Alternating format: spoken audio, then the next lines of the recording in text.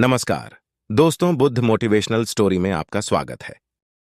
एक प्राचीन गांव में जो हरियाली और शांति से भरा हुआ था, एक युवा तपस्वी सिद्धार्थ रहता था। सिद्धार्थ ने खुद को पूरी तरह से ध्यान और साधना में समर्पित कर दिया था, लेकिन उसका मन हमेशा अस्थिर रहता था। उसकी खोज थी मन की गहराई को समझना और उसके खेल को नियंत्रित करना। सिद्धार्थ ने अपने अस्थिर मन को शांत करने और उसे समझने के लिए एक लंबी यात्रा पर जाने का निर्णय लिया। उसने सोचा कि अगर वह ध्यान और साधना के पारंपरिक तरीकों से सफलता नहीं पा रहा है, तो शायद वह कहीं और खोज करे। वह हिमालय की ऊंची पहाड़ियों पर चढ़ा, जहां उसने सुनी एक कहानी के अनुसार एक प्राचीन रहस्यज्ञ रघुवीर के आश्रम की खोज की। रघुवीर अपने समय के सबसे ज्ञानी और शक्तिशाली संत माने जाते थे। सिद्धार्थ ने रघुवीर के आश्रम तक पहुंचने में कई दिन बिताए। जब वह अंततः वहां पहुंचा, तो रघुवीर ने उसे गर्मजोशी से स्वागत किया। सिद्धार्थ ने अपनी समस्या साझा की। मुझे अपने मन के खेल को समझना है। मैं अपने विचारों और भावनाओं को नियंत्रित करना चाहता हूं, लेकिन हर बार जब मैं कोशिश करता हूं, तो मेरा मन और भी अस्थिर हो जाता है।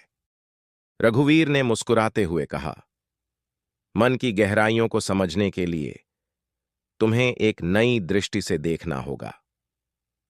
मन को समझने के लिए तुम्हें उसकी हर गतिविधि को एक खेल की तरह देखना होगा। रघुवीर ने सिद्धार्थ को एक विशेष ध्यान की तकनीक सिखाई, जिसमें वह अपने मन की गतिविधियों को बिना किसी निर्णय के देखे। सिद्धार्थ ने यह करना शुरू किया और उसने देखा कि जब वह अपने मन को एक खेल के रूप में देखता है, तो उसकी प्रतिक्रियाएं और भावनाएं उसे अधिक स्थिर लगने लगीं। धीरे धीरे सिद्धार्थ ने समझा कि मन के खेल में हर विचार और भावना एक अस्थायी लहर की तरह होती है।